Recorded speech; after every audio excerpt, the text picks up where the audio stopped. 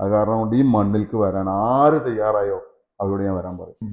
അപ്പോൾ ഒരു ആണ് കരയണം എന്നുണ്ടെങ്കിൽ അവന് ആ രീതിയിലുള്ള ഇമോഷൻസ് ഉണ്ടാവണം. അപ്പൊ എന്നൊക്കെ പറഞ്ഞിട്ട് ഓടി വരുമല്ലോ. ഈ ഒരു സംഭവം ജീവിതത്തിൽ മറക്കാൻ പറ്റാത്ത സംഭവം. ഇതിന്റെ ഫസ്റ്റ് എൻട്രി ആണ് സൗദി അറേബ്യയിൽ. ഒന്ന് ഫുട്ബോളും ഒന്ന് ഫ്രണ്ട്സും.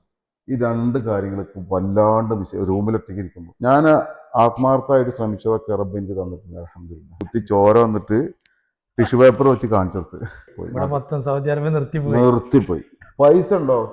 വേലുണ്ട്. അപ്പോഴത്തേക്കും സ്വദേശിവൽക്കരണം വന്നു. ആകെ തകടം പറഞ്ഞു. ഇന്ന് സംസാരത്തില് നമ്മുടെ ഗസ്റ്റ് ആയിട്ടുള്ളത് നമ്മുടെ റൂംമേറ്റ്സും അതുപോലെ തന്നെ ജ്യേഷ്ഠ സുഹൃത്തൊക്കെ ആയിട്ടുള്ള നമ്മുടെ റൂമിൽ വന്നപ്പോ ആദ്യമായിട്ട് സൗദി അറേബ്യയിലേക്ക് വന്നപ്പോ കണ്ടിട്ടുള്ള 25ാമത്തെ തന്റെ പ്രവാസ ജീവിതം ആഘോഷിച്ചുകൊണ്ടിരിക്കുന്ന സമീർ ഖാണ്. അപ്പോൾ സമീർ ഖാന്റെ പ്രവാസ ജീവിതത്തിലുള്ള നല്ലതായിട്ടുള്ള അനുഭവങ്ങളൊക്കെ നമുക്ക് ചോദിച്ച് മനസ്സിലാക്കാം. വെൽക്കം സമീർ ഖാൻ. അപ്പോൾ ഒരു ആണ് കരയണം എന്നുണ്ടെങ്കിൽ അവന് ആ രീതിയിലുള്ള ഇമോഷൻസ് ഉണ്ടാവണം. അപ്പൊ സമീർക്ക് എന്തിനാ പ്രവാസത്തേക്ക് വന്നത്? അന്ന് എന്തെങ്കിലും കുടുംബത്തിൽ എന്തെങ്കിലും പ്രശ്നങ്ങളോ എന്തെങ്കിലും ഉണ്ടായിട്ടാണോ പ്രവാസത്തേക്ക് വന്നു പറഞ്ഞു കഴിഞ്ഞാല് കുടുംബം നോക്കാൻ വേണ്ടിട്ട് തന്നെ പ്രവാസത്തേക്ക് വന്നു. അപ്പൊ എത്ര കൊല്ലായി ഏകദേശം? ഞാനിപ്പോ ഏകദേശം ഒരു 24 വർഷം കഴിഞ്ഞു. 24 വർഷം. 24 വർഷം കഴിഞ്ഞു. ഇനി എന്താണ് തിരിച്ചു പോകാനുള്ളൊരിത്? തിരിച്ചു പോകാൻ റിട്ടയർമെന്റ് പ്ലാനുകളൊന്നും ഇല്ലേ? പലതും മനസ്സിലുണ്ടായിരുന്നു. പക്ഷെ അത് ഇപ്പോഴും ഒന്നാണ്ട് ക്ലിയർ ആയിട്ട് നമുക്കൊന്നും പറയാൻ പറ്റില്ല. കാരണം എന്ന് പറഞ്ഞു കഴിഞ്ഞാൽ ഓരോ ഘട്ടങ്ങൾ ഇങ്ങനെ കഴിഞ്ഞു വരുന്നിടത്തോളം നമ്മളെ പ്രവാസത്തിനുള്ള ബുദ്ധിമുട്ടുകൾ കാര്യങ്ങളും നമ്മളെ ജീവിത സാഹചര്യങ്ങൾ മാറി വരുമ്പോൾ അപ്പോൾ അതിൻ്റെതായ സാമ്പത്തിക പ്രയാസങ്ങൾ വരും. അപ്പോൾ അതിൻ്റെ പിന്നാലെ പോവും. അപ്പോൾ അത് കഴിഞ്ഞ് വേറെ രീതിയിൽ കിടക്കുമ്പോൾ അപ്പോൾ അതിൻ്റെ കാര്യങ്ങൾ തീരുമാനിക്കാൻ വേണ്ടിയിട്ട് കുറച്ചും കൂടി നിൽക്കാമെന്ന് വിചാരിക്കും. അപ്പോൾ അത് കഴിഞ്ഞ് വേറൊന്ന് വരും. പ്രവാസിക്ക് ഒരിക്കലും ശരിക്ക്, അതായത് പ്രവാസി എന്ന് പറഞ്ഞു കഴിഞ്ഞാൽ കുടുംബം നോക്കണ പ്രവാസിക്ക് ഒരു കുടുംബം നോക്കാത്ത പ്രവാസി ഉണ്ടോ? തീർച്ചയായിട്ടും ഉണ്ട്. കാരണം എന്ന് പറഞ്ഞു കഴിഞ്ഞാൽ ഇപ്പൊ അതിന് ഉദാഹരണം ഞാൻ പറഞ്ഞുതരാം. ഇപ്പോഴത്തെ തലമുറ ഉണ്ടല്ലോ, ലേറ്റസ്റ്റ് തലമുറ, അവര് ഈ പ്രവാസം എന്ന് പറഞ്ഞിട്ട് എന്തോ ഇവിടെ ഇങ്ങനെ നമ്മളിങ്ങനെ എടുത്ത് കൊണ്ടുപോകാൻ വേണ്ടിയിട്ടുണ്ട് എടുത്തു വെച്ച പോലത്തെ രീതിയിലുള്ള ഒരു 5-6 ടീമുണ്ട്. വന്ന് ഒരു വർഷം വലിയ 6 മാസം 1 വർഷം കഴിയുമ്പോഴത്തേന് അവർക്ക് ബോധി തരും. കാരണം എന്ന് പറഞ്ഞു കഴിഞ്ഞാൽ അവരുടെ നാട്ടില് പാരി പറഞ്ഞ് നടക്കുന്ന ആൾക്കാർ ഇവിടെ വന്നിട്ട് ഒരു കൂട്ടിലടച്ച പോലെ ഒരു റൂം, ജോലി, റൂം, ആ രീതിയിലുള്ള ഒരു ടീമൊക്കെ ആണെന്നുണ്ടെങ്കിൽ 1 വർഷം തയ്ച്ചു നിൽക്കില്ല. അപ്പൊ ഇതിനെ ഒരു വിട്ടുണ്ടാവും. നിങ്ങള് എത്രാമത്തെ വയസ്സിലാണ്? പിന്നെ എന്തൊക്കെയാണ് നിങ്ങളെ ക്വാളിഫിക്കേഷൻ, വിദ്യാഭ്യാസ യോഗ്യതയും കാര്യങ്ങളൊക്കെ ഉണ്ടായിരുന്നു? പിന്നെ നാട്ടിൽ നിൽക്കാതെ ഇങ്ങോട്ട് വരാനുള്ള ആ സാഹചര്യങ്ങൾ എന്തേനു? എന്റെ വിദ്യാഭ്യാസ യോഗ്യത പറഞ്ഞാൽ ഞാൻ പ്രീഡിഗ്രിയാണ് എന്റെ വിദ്യാഭ്യാസ യോഗ്യത. പ്രീഡിഗ്രി എന്നാലേ പുതിയ ആൾക്കാർക്ക് അറിയണ്ടാവില്ല. അതായത് അത് ഞാൻ എന്റെ തറവാട്ടിൽ ആദ്യമായിട്ട് 10ാം ക്ലാസ് പാസ്സായിരുന്നു. കാരണം അഭിമാനത്തോട് കൂടിയിട്ട് പറയാം. എന്റെ ജ്യേഷ്ഠന്മാര് അന്ന് അമ്മായിയുടെ മക്കള്, ഞാൻ അവരെ താഴ്ത്തി കെട്ടി പറഞ്ഞല്ലോ, മക്കള് മൊത്തത്തില്, അതായത് ഞങ്ങളെ തറവാട്ടിൽ ആദ്യമായിട്ട് SSLC പാസ്സായ മനുഷ്യനാണ് ഞാൻ. അപ്പൊ എനിക്ക് ഭയങ്കര ആഘോഷമായിരുന്നു. കാരണം അന്നൊക്കെ ജസ്റ്റ് SSLC പാസ്സാവുക എന്ന് പറഞ്ഞാൽ വലിയൊരു കാര്യമാണ്. എന്റെ ജീവിതത്തിൽ ഞാൻ സന്തോഷം കൊണ്ട് കരഞ്ഞു പോയ ഒരു ടൈം എന്ന് പറഞ്ഞു കഴിഞ്ഞാല്, അതായത് നമ്മള് വല്ലാണ്ട് നമുക്ക് സന്തോഷം വന്നാലേ നമ്മൾ കരയും, സങ്കടം വന്നാലേ നമ്മൾ കരയും. എനിക്ക് ഏറ്റവും കൂടുതൽ സന്തോഷം വന്നുള്ള ഒരു അനുഭവം എന്ന് പറഞ്ഞു കഴിഞ്ഞാൽ, ഞാൻ SSLC പാസ്സായിട്ടുള്ള ഒരു റിസൾട്ട് അറിഞ്ഞ ടൈമിലാണ്. ആ ടൈമിലാണ് ഞാൻ സന്തോഷം കൊണ്ട് ആദ്യമായിട്ട് കരഞ്ഞത്. പിന്നെ പ്രീ ഡിഗ്രി പോയി. പ്രീ ഡിഗ്രി ആദ്യം ഞാൻ പൊന്നാനി സ്കോളർ കോളേജിൽ പ്രൈവറ്റ് ആയിട്ടാണ് പോയിരുന്നത്. അത് കഴിഞ്ഞിട്ട് എൻ്റെ ജ്യേഷ്ഠന്റെ ഒരു സുഹൃത്തുണ്ട്, അദ്ദേഹം സഖാവാണ്. അവനോട് പറഞ്ഞ് ഗവൺമെന്റ് കോളേജിൽ പഠിക്കണം, എന്നെങ്കിലാണ് സാഹചര്യങ്ങൾ ഇപ്പോഴത്തെ രീതിയിൽ, ഏതൊക്കെ രീതിയിൽ നമ്മൾ സാമുദായിക രീതിയിലാണെങ്കിലും ശരി, മറ്റേ സാമൂഹിക രീതിയിലാണെങ്കിലും ശരി, ഗവൺമെന്റ് കോളേജിൽ പഠിച്ചിട്ടുണ്ടെങ്കിൽ ശരിക്ക് ഒരു അറിവ് ലഭിക്കുള്ളൂ. അപ്പോൾ ഗവൺമെന്റ് കോളേജിൽ അപ്ലിക്കേഷൻ കൊടുക്കാൻ പറഞ്ഞു. ഞാൻ പട്ടാമ്പി ഗവൺമെന്റ് കോളേജിൽ അപ്ലിക്കേഷൻ കൊടുത്തപ്പോൾ എനിക്ക് കിട്ടി. ഞാൻ അങ്ങോട്ട് മാറി. എനിക്ക് ഏറ്റവും ഇഷ്ടപ്പെട്ട ലാംഗ്വേജ് മലയാളമാണ്. മലയാളത്തിന് ഞാൻ കൊടുത്തത് ഫസ്റ്റ് ലാംഗ്വേജ് ആയിരുന്നു. അത് കാരണം എനിക്ക് മലയാളം തന്നെ കിട്ടും ചെയ്തു. പ്രീ ഡിഗ്രി കഴിഞ്ഞൊക്കെ നമ്മളെ ഇതൊക്കെ കയറി ഇല്ല. അവിടെ ടേണിംഗ് പോയിന്റ്. പ്രീ ഡിഗ്രി കഴിഞ്ഞിട്ട് ചെറുപ്പത്തിലെ അധ്വാനിശീലുണ്ട്. എന്തെങ്കിലും, അതായത് ഇപ്പൊ എന്റെ അമ്മയുടെ മക്കൾക്കൊക്കെ കൊപ്ര കച്ചവടമുണ്ട്. അപ്പൊ അവർക്ക് തേങ്ങ പൊളിക്കാൻ പോയി കഴിഞ്ഞാൽ ഒരു തേങ്ങ പൊളിച്ച് 25 പൈസ കിട്ടും. 25 പൈസയാണ്. അപ്പൊ വട്ടച്ചെലവിനുള്ള പൈസ അങ്ങനെ ഉണ്ടാക്കാറ്. കാരണം സ്കൂളില്ലാത്ത ദിവസം തേങ്ങ പൊളിക്കാൻ വേണ്ടി പോകും. തേങ്ങ പൊളിക്കാൻ പോയിട്ട് അവിടുന്ന് ചിലപ്പോ ഒരു ദിവസം ചിലപ്പോ ഒരു 2 മണിക്കൂർ നിൽക്കാനുള്ള മൂടുണ്ടാവുക, അല്ലെങ്കിൽ 1 മണിക്കൂർ, ചിലപ്പോൾ രാവിലെ മുതൽ ഉച്ചവരെ നിൽക്കും. അപ്പൊ അത് പൊളിച്ച് കിട്ടുന്ന പൈസ നമ്മളെ വട്ടച്ചെലവിന് ഉണ്ടാവും. പിന്നെ പറഞ്ഞു കഴിഞ്ഞാല് ഒരു നിമിഷത്തിൽ ഒരു പ്രത്യേക ഒരു സമയത്ത് എനിക്ക് വെളിപ്പെടുത്താൻ പറ്റൂല. അങ്ങനത്തെ ഒരു കാലഘട്ട ഒരു ടൈമിൽ വല്ലാത്തൊരു അവസ്ഥയിൽ കൂടെ പോയിട്ട് എൻ്റെ കുടുംബം, എൻ്റെ ഫാമിലി. കാരണം എന്ന് പറഞ്ഞു കഴിഞ്ഞാൽ സാമ്പത്തികപരമായിട്ട് ആകെ തകർന്ന് തരിപ്പണായിട്ട്, എൻ്റെ ഉപ്പാക്ക് വയ്യാണ്ടായിട്ട് ഒരു ഉപ്പ വീട്ടിലിരിപ്പായി. പിന്നെ വേറെയുള്ള കുറച്ച് ട്രാജഡിയും കാര്യങ്ങളൊക്കെ ആയിട്ട് ആ ഒരു അവസരത്തിൽ ഞാൻ സെൻട്രിങ്ങിന് പണിക്ക് പോയിരുന്നു, വാർപ്പിന് പണിക്ക് പോയിട്ടുണ്ട്. പിന്നെ ഈ ഒരു ഞാൻ ഈ പഠിക്കണ കാലഘട്ടത്തിലുള്ള കാര്യങ്ങളാണ് ഞാൻ പറഞ്ഞത്. അധ്വാനിക്കേണ്ട അവര് ഡിഗ്രി ആ ടൈമിലാണ് ഈ പണിയാണ്. ഡിഗ്രിക്ക് മുമ്പാണ് ഞാൻ ജോലി കളിച്ചത്. 10 ക്ലാസ്സൊക്കെ. ആ, അത് കഴിഞ്ഞതിന് ശേഷമാണ് പിന്നെ പ്രീ ഡിഗ്രിക്ക് പോണത്. പ്രീ ഡിഗ്രി കഴിഞ്ഞതിന് ശേഷം പിന്നെ ടേണിംഗ് പോയിന്റ് അറിഞ്ഞു പിന്നെ ബസ്സിൽ കണ്ടക്ടറായിട്ട് കയറി. ബസ്സിലെ മുതലാളി ഒരു 5-6 വർഷത്തോളം, 5-6 വർഷത്തോളം അത് ജോലി ചെയ്യും. ജോലി കിട്ടുന്ന കാശ് കിട്ടുന്നതിന്റെ ഏകദേശം 75% ഉമ്മന്റെ കയ്യിൽ കൊണ്ടുപോയി കൊടുക്കും, 25% എൻ്റെ കയ്യിൽ വെക്കും. അപ്പോ സ്വന്തം കാലിൽ നിന്നിട്ട് ജീവിച്ചൊരു മനുഷ്യനാണ് ഞാൻ, അധ്വാനിച്ച് ജീവിച്ചൊരു മനുഷ്യനാണ്. പിന്നെ എങ്ങനെയാണ് ഈ പ്രവാസത്തേക്ക് ഇതിനിടയിൽ ഇപ്പൊ നാട്ടിൽ ഇതൊക്കെ നല്ല ജോലി എന്തൊക്കെ ഉണ്ടായിരുന്നെങ്കിൽ?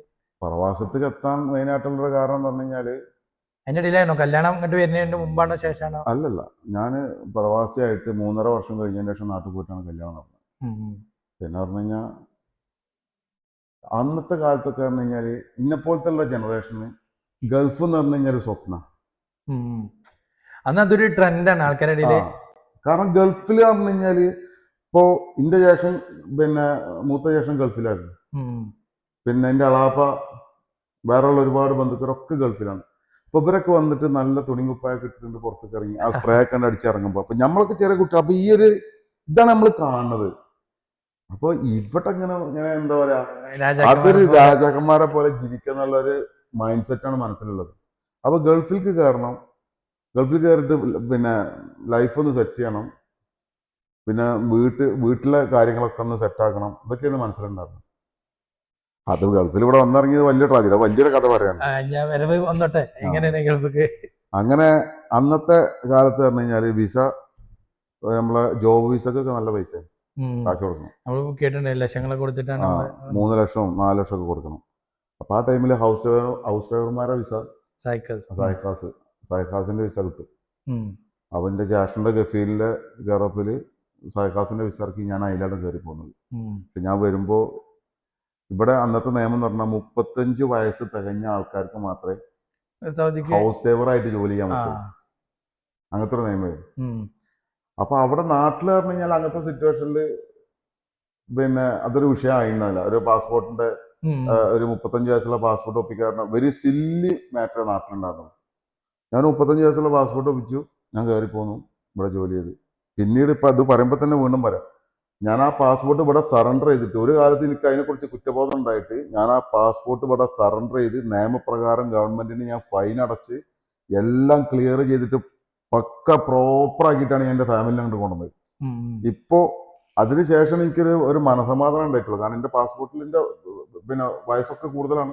22 വയസ്സുള്ള ഒരു മനുഷ്യൻ 35 വയസ്സുള്ള പാസ്പോർട്ടിൽ നിന്ന് കയറി എന്നുള്ള സ്ഥിതി ആലോചിച്ചു. കാരണം അപ്പൊ അതിന് മൈൻഡ് സെറ്റ് ഇവിടെ എത്തണം എന്നുള്ള ഒരു മൈൻഡ് സെറ്റാണ്. ഇവിടെ വന്ന് എയർപോർട്ടിൽ ഇറങ്ങിയപ്പോ എയർപോർട്ടിൽ ഇറങ്ങിയിട്ട് പിന്നെ ജേഷൻ പറഞ്ഞിട്ടുണ്ടായിരുന്നു വിളിക്കാൻ പറയുന്നത്. കാരണം നമ്മൾ പുതിയതായിട്ട് വരാം, ആർക്കും ഒന്നും അറിയില്ലല്ലോ. എയർപോർട്ടിൽ ഇറങ്ങിയിട്ട് അങ്ങനെ വെയിറ്റ് ചെയ്ത് നിന്നു. വന്നിറങ്ങിയ ഉടനെ പുറത്തിറങ്ങിയപ്പോ നമ്മളെ ഈ ആടുജീവിതത്തിൽ ഇവര് ഫസ്റ്റ് ഇറങ്ങുമ്പോ ഈ സൗദികളൊക്കെ പാടെ വന്നിട്ടുണ്ട്. അറബികളൊക്കെ എന്നൊക്കെ പറഞ്ഞിട്ട് ഓടി വരുമല്ലോ. ആ ഒരു ലെവലിൽ നിൽക്കുക. എനിക്ക് ഈ ആടുജീവിത സിനിമ ഉണ്ടപ്പോ ഇല്ല പഴയ കാലൊക്കെ ഓർമ്മ വന്നു സത്യമായിട്ടും. ആ പഴയ കാലം എന്താ പറയാ. എന്നോട് പറഞ്ഞ് അന്ന് പറഞ്ഞ അറബി നമുക്ക് അറിയില്ലല്ലോ. വന്നിട്ട് പറഞ്ഞ് ഇങ്ങനെ വിളിക്കുന്നുണ്ട്. അപ്പൊ ഞാൻ ഇങ്ങനെ കൈയിട്ട് ഇങ്ങനെ കാട്ടുന്നുണ്ട്, കാരണം നമുക്ക് ഭാഷ അറിയില്ലല്ലോ. പിന്നെ ഒരു ചങ്ങായി ഇംഗ്ലീഷിൽ വെച്ച് കം ഐ ഹാവ് ടാക്സി പറഞ്ഞപ്പോ അപ്പൊ നമുക്ക് ഇംഗ്ലീഷ് കുറച്ചൊക്കെ, ഞാൻ ഇംഗ്ലീഷ് മീഡിയത്തിലെ ചെറുപ്പത്തിൽ പഠിച്ചേ. കാരണം എനിക്ക് ബേസിക് ആയിട്ട് കുറച്ച് ഇംഗ്ലീഷൊക്കെ തട്ടുമുട്ടൊക്കെ ആയിട്ട് സംസാരിക്കും ആ ടൈമിൽ. അപ്പൊ ഞാൻ പറഞ്ഞു നോ മൈ ബ്രദർ കമ്മിങ്. അപ്പൊ ഓനാണ് പോയി. എന്റെ ബ്രദർ, ഞാനവിടെ ഇറങ്ങി 1 മണിക്കൂർ കഴിഞ്ഞ് ബ്രദർ വന്നില്ല, 2 മണിക്കൂർ കഴിഞ്ഞ് ബ്രദർ വന്നില്ല, 3 മണിക്കൂറും കഴിഞ്ഞ് ബ്രദർ വന്നില്ല. ഉച്ച നേരം കഴിഞ്ഞ് രാവിലെ 10 മണിക്ക് ഇറങ്ങിയ മനുഷ്യന് ഉച്ചക്ക് 2 മണി വരെ എന്റെ ബ്രദറിനെ കാണില്ല. കാകെ ബേജാറാവർ തുടങ്ങി. കാരണം ആരും അറിയാത്ത നാട്, അറിയാത്ത ഭാഷ, കാര്യങ്ങൾ ഇവര് ഇടക്ക് വരും, താഴ്ന്നേരം വിളിക്കും. പിന്നെയും ഒരു മൂലയ്ക്ക് അങ്ങനെ കുത്തിരിക്കുക. വിശന്നിട്ടാണ് ഹോട്ടലിൽ കറിയുണ്ട്, ഒന്നും കഴിച്ചിട്ടില്ല. അവസാനം ഒരു മലയാളി ഒരു ആൾ വന്നിട്ട് പറഞ്ഞു, എനിക്ക് എവിടുക്ക പോകേണ്ടി വെച്ചിട്ടുള്ളത്. ഞാൻ പറഞ്ഞു, ഞാൻ എവിടുക്ക പോകേണ്ടി വെച്ചിട്ട് അളിയൻ ബലതിലാണ്. അപ്പൊ ബലത് എന്നുള്ളൊരു പേരിന്റെ മൈൻഡ് സെറ്റിലുണ്ട്. അപ്പൊ ഞാൻ പറഞ്ഞു, എന്റെ അളിയൻ ബലതിലാണ്. ആ ബലതക്കാണെങ്കിൽ കയറിക്കോ, ഞാൻ ഉണ്ടാക്കാലോ. അല്ല, എന്റെ കാക്ക വരുന്നത്. ആ എന്നായിക്കോട്ടെ, എന്നാ ആയിക്കോട്ടെ. ഓൻ പോയി. അവൻ പോയിട്ട് ഒരു മണിക്കൂർ കഴിഞ്ഞിട്ട് അവൻ വീണ്ടും തിരിച്ചു വന്നു. അവൻ ടാക്സി പറഞ്ഞ ആളാ. ഈ പോയില്ലോ വെച്ചിന്നോട്. ഞാൻ പറയും, എന്റെ കാക്ക ഇതിലായിട്ട് വന്നിട്ടില്ല. അപ്പൊ ഈ എപ്പോഴെവിടെ ഇറങ്ങി? ഞാൻ 9:30 മണിക്ക് ഇറങ്ങിയിട്ട് 3:30 മണി ഇപ്പോഴും ഈ പോയില്ലേ? അപ്പൊ എന്റെ കാക്ക എന്താ കറക്റ്റ് ടൈം പറഞ്ഞില്ല. എന്റെ കാക്ക ഫോണും തന്നില്ലല്ലോ വിളിച്ചോക്കാൻ. ഇല്ല, ഫോണുണ്ട്, പക്ഷെ ഇന്റെ അടുത്ത് ഫോണില്ല. എങ്ങനെ വിളിക്കുക എങ്ങനെയൊന്നും അറിയില്ലല്ലോ. സംഭവം ഉണ്ടായത് പറഞ്ഞു കഴിഞ്ഞാല് അത് രസകരമായിട്ടുള്ള സംഭവം. 2 ജ്യേഷ്ഠന്മാരും ഇവിടെ ഉണ്ട്. അവരിൽ ആരെങ്കിലും ഒരാളെ വരിക. ഇവർക്ക് രാത്രിയാണ് ഡ്യൂട്ടി, ഹെവി ഡ്രൈവർമാരാ. ഇവര് പകല് കിടന്നുറങ്ങും. ഇന്നെ കൊണ്ടുവരാൻ വേണ്ടിയിട്ട് ഇക്കാക്ക അലാറം വെച്ച് രാവിലെ 10:30 മണിക്ക്. റൂമിലെ ഒരു ശ്രീലങ്കക്കാരുണ്ട്, ഇസ്മായിൽ ഇറക്ക്. അപ്പോ ഇക്കാക്ക പറഞ്ഞു കഴിഞ്ഞാല് കുറച്ച് സ്ട്രോങ് ആണ് ആള്. അതായത് ഞങ്ങൾക്കൊക്കെ ആ ഒരു കാര്യത്തിലൊക്കെ മാതൃകയാണ്. അപ്പൊ മൂപ്പര് എന്തെങ്കിലും കാര്യം ഉണ്ടെന്ന് അപ്പൊ പ്രതികരിക്കുന്ന ആളാണ്. ചിലപ്പോൾ ഉറക്കൊന്ന് വിളിച്ചാൽ ചിലപ്പോൾ ഒന്ന് കിട്ടും ചെയ്യും. അങ്ങനത്തെ ഒരാളാണ്. അവർക്ക് അലാറം വെച്ചിട്ട് ഇങ്ങനെ ഇരിക്കുമ്പോൾ അലാറം അടിക്കുന്ന കേട്ടിട്ട് ഇസ്മായിൽ വേഗം വന്നിട്ട് ഓഫ് ചെയ്തു. അസീസ് ഭായി കിടന്ന് ഉറങ്ങാണല്ലോ. അപ്പോ അലാറം ഇതെങ്ങനെ അടിക്കുന്നത് ഇയാൾക്ക് അറിയില്ലെന്ന്, ഞാൻ വരുന്ന വിവരം അറിയില്ല. അയാൾ വന്ന് ഓഫ് ചെയ്ത്. ഇക്കാക്കായിട്ട് അറിഞ്ഞില്ല. ഓനും പോയി കിടന്ന് ചെറിയ കഷ്ണം കിടന്ന് ഉറങ്ങി. ചെറിയ കഷ്ണം എന്ത് വിചാരിച്ചു? മൂത്ത കഷ്ണം കൊണ്ടുപോകും. ഓൻ അലാറം വെച്ചിട്ടെന്ന് വിചാരിച്ചു. അവർ സുഖമായിട്ടാണ് കിടന്ന് ഉറങ്ങി. കാരണം അലാറം വെച്ചത് അറിഞ്ഞില്ല. അവസാനം ഞാൻ അവിടെ സ്റ്റക്കായി. മലയാളി വീണ്ടും തിരിച്ചു വന്ന് ഞാൻ ഇങ്ങോട്ട് വന്ന് ചോദിച്ചു, ഇപ്പോഴും പോയില്ല വെച്ചില്ല. എന്നാ പോരെ അറിഞ്ഞ ഓനെ കൂടെ ഞാൻ പോകുന്നു. ഏതായാലും മലയാളിയാണല്ലോ ഉള്ള കോൺസെപ്റ്റ് ഞാൻ പോകുന്നു. അയാള് വണ്ടിയിൽ കയറ്റി അയാളെ ടാക്സിയിലുള്ള ആൾക്കാരൊക്കെ അവിടെ ഇറക്കി, ഇവിടെ ഇറക്കി. കുറെ കിടന്ന് കറങ്ങി വലത് പോയി, സർഫയിൽ പോയി, കുറെ ആൾക്കാരെ കൊണ്ട് ഇറക്കി. എങ്ങനെ നിൽക്ക് എവിടെ നിന്നൊരു പിടുത്തം കിട്ടില്ല. അവസാനം എന്നിട്ട് നമ്പറിന്റെ അടുത്തില്ല. ഞാൻ എന്താ വിടുത്തം ചെയ്ത് പറഞ്ഞാല് ബോംബെ വഴിയാ വന്നത്. അപ്പൊ ബോംബെയിൽ നിന്ന് അക്ബർ ട്രാവൽസിന്റെ റൂമിലാണ് താമസിച്ചത്. അപ്പൊ താഴത്ത് സ്ട്രീറ്റില് പേഴ്സുകൾ വെക്കുന്നുണ്ട്. അപ്പൊ ഇതിന്റെ പഴയ പേഴ്സ്, ഞാനൊരു പേഴ്സ് വാങ്ങിയിട്ട് പഴയ പേഴ്സ് ഞാൻ ചേഞ്ച് ചെയ്തിട്ടുണ്ടായിരുന്നു. അപ്പൊ അതിലെ പഴയ പേപ്പറുകളൊക്കെ ഒഴിവാക്കി. അതിലൊരു കാർഡിന്റെ ബാക്കിൽ, ഒരു കാർഡുകൾ മാത്രം ഞാൻ പേഴ്സിൽ വെച്ചപ്പോൾ അതിൽ കാർഡിന്റെ ബാക്കിൽ ഖത്തറിലുള്ള ചെറിയ ആളിന്റെ നമ്പർ മാത്രമേ ഉള്ളൂ. ബാക്കിയുള്ള എൻ്റെ നഷ്ടപ്പെട്ടു. ഞാനത് ശ്രദ്ധിച്ചില്ല. നമ്പർ പോയി. ഇതിപ്പൊക്കെ പിന്നെ എയർപോർട്ടിൽ വരുമെന്ന് അറിയും ചെയ്യാറ്. അവസാനം കോണ്ടാക്ടിന് ഒരു രക്ഷയില്ല. അവസാനം അത് ഖത്തറിലുള്ള അളിയൻ്റെ നമ്പർ ഞാൻ ഈ ഡ്രൈവർക്ക് കൊടുത്തു. ഇത് അളിയൻ്റെ ഖത്തറിലുള്ള നമ്പറാണ്. അയാൾ ഖത്തർക്ക് വിളിച്ച്, ഖത്തറിലുള്ള അളിയൻ ഇങ്ങോട്ട് വിളിച്ചിട്ട് ഇവർ ഫോൺ എടുക്കുന്നില്ല. അവനോട് പറഞ്ഞു നാട്ടിലേക്ക് വിളിക്കാന്ന് പറഞ്ഞു. നാട്ടിൽ വിളിക്കാൻ അന്ന് നാട്ടിൽ പറഞ്ഞു കഴിഞ്ഞാൽ വീട്ടിൽ പോകണില്ല. അടുത്ത വീട്ടിൽ വിളിച്ച് പറഞ്ഞ് അവിടെ നിന്ന് ഒരാൾ വന്ന് കാത്തു നിന്നിട്ട് വേണം വിളിക്കാൻ. അങ്ങനെ നാട്ടിൽ വിളിച്ചു. അളിയൻ, അപ്പൊ മൂത്ത അളിയൻ നാട്ടിലാണുള്ളത്. മൂത്ത അളിയൻ ഫോൺ എടുത്ത് പേടിക്കണ്ട, ആ ടാക്സിക്കാരൻ്റെ അടുത്ത് ഈ ഫോൺ കൊടുക്കുകയായിരുന്നു. അപ്പൊ അളിയൻ നാട്ടിലുള്ള കാരണം കൊണ്ട് ഞാൻ കേസിലായി. അളിയക്ക് കറക്റ്റായിട്ട് അറിയാം, കാരണം അന്ന് ലീവിൽ അളിയൻ പോയതാണ്.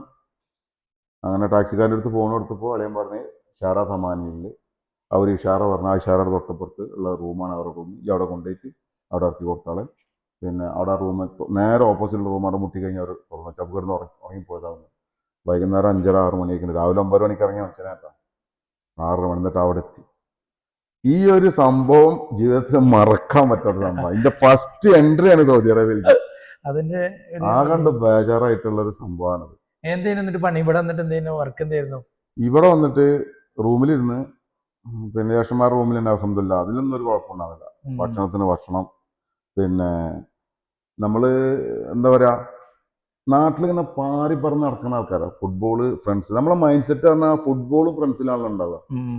കല്യാണം കഴിക്കാത്ത ഒരു ചെറുപ്പക്കാരന് കയറി വരുമ്പോൾ, ഗൾഫിലേക്ക് കയറി വരുമ്പോൾ അവനക്ക് ഒഴിച്ചുവിടാൻ പറ്റാത്ത 2 കാര്യങ്ങളത്. ഒന്ന് ഫുട്ബോളും, ഒന്ന് ഫ്രണ്ട്സും. ഈ 2 കാര്യങ്ങളൊക്കെ വല്ലാണ്ട് മിസ് ചെയ്യും. റൂമിലൊറ്റയ്ക്ക് ഇരിക്കുമ്പോൾ വല്ലാണ്ട് മിസ് ചെയ്യും. കാരണം ഫുട്ബോൾ അത്രത്തോളം ഇൻവോൾവ് ആയിട്ട് നാട്ടിൽ കളിച്ചിരുന്ന മനുഷ്യനാണ്. എൻ്റെ നാട്ടിലെ ഗോൾ കീപ്പറായിരുന്നു ഞാൻ. ഫുട്ബോൾ ഒരുപാട് ടൂർണമെന്റിൽ ഞാൻ കളിച്ചിട്ടുണ്ട്, ഒക്കെ ഉണ്ട്. പക്ഷെ ഫ്രണ്ട്സിനെയും ഇവരാണ് മിസ് ചെയ്തപ്പോൾ റൂമിൽ നിന്ന് പാകം ചടച്ചു. അപ്പൊ ഞാൻ കാക്കനോട് പറഞ്ഞു, എന്തെങ്കിലും പണിക്ക് വന്ന എന്ത് പണി ഞാൻ എടുക്കാൻ തയ്യാറ്. ഞാൻ നാട്ടിൽ സെൻട്രിങ്ങിന്റെ പണിക്കാരെ പോയ മനസ്സിലാക്കാറില്ല. എന്തെങ്കിലും പണിക്ക് ഇതിന് വന്ന അങ്ങനെയൊക്കെ സ്ഥിരമായിട്ട് പെട്രോൾ അടിക്കുന്ന ഒരു പെട്രോൾ പമ്പിൽ അവിടെ വേക്കൻസി ഉണ്ട് പറഞ്ഞ് അവിടെ കൊണ്ടാക്കി. അവിടെ മൊത്തം മലയാളികളാണ്. അപ്പോൾ അത് അവരുടെ സ്ഥലം എവിടെയാണ്? ഇവിടെ തന്നെ. ഷെറാർബീൻ മക്ക എക്സ്പ്രസ് ഹൈവേ, ഷെറാർബീൻ ലാസ്റ്റ് എക്സ്പ്രസ് ഹൈവേ എന്ന് പറയും. ഉം.